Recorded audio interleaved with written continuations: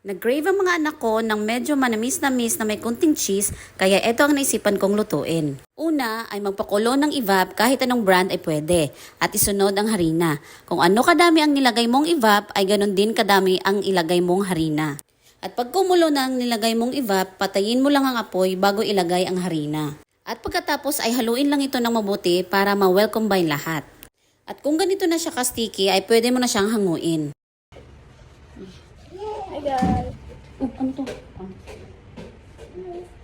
So, na-cool down na siya guys. And bibulugin na natin siya.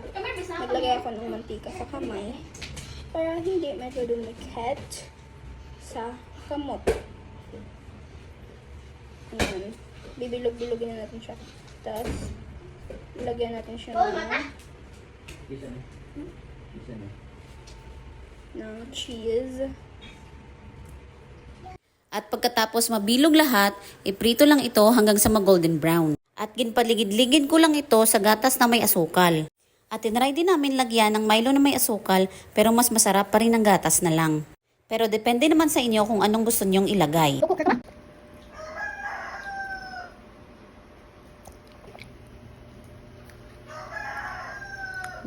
Tingin on cheese.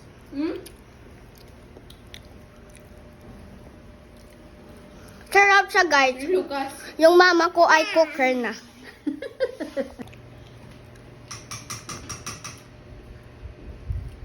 Wow, yummy. Wala ka mong natulog sa yummy. That's all. See ya.